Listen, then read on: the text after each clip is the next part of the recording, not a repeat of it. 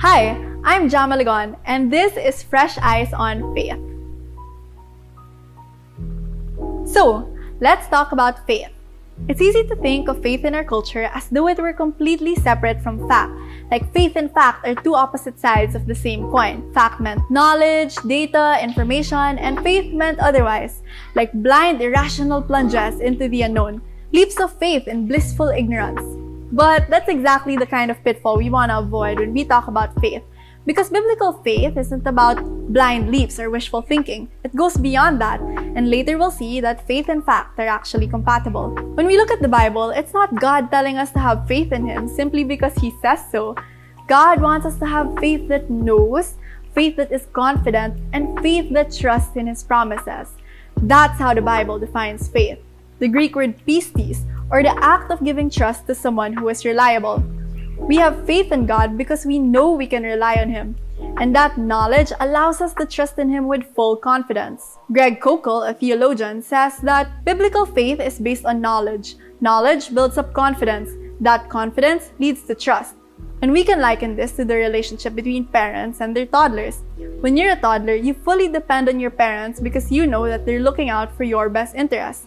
When they feed you something, you eat it without hesitation, not even thinking whether if the food is safe for you or not. Even if things don't make sense yet, you trust them and you take their word for it. And so when we look at Jesus' own faith, we may think that He has a faith that is static because Jesus is fully God and so He is divine and perfect and He didn't deal with any struggles of faith. But we're forgetting that Jesus is also fully human like you and me. And so He too also had to grow in faith in the Father. Like the relationship between a parent and their toddler, Jesus also turned to the Father for guidance and trust. Jesus offered up prayers and supplication with loud cries and tears to Him who was able to save him from death.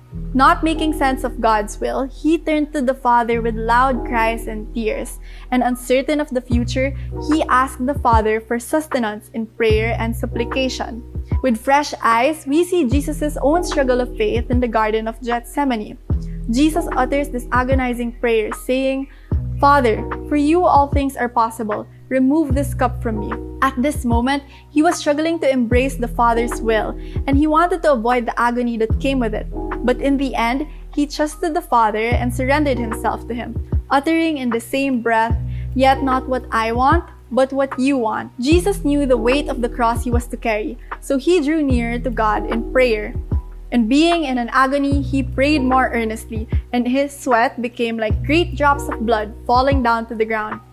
He prayed more earnestly to ask God for strength to embrace His cross, even when things didn't make sense, and even to the point of sorrow and crying tears of blood.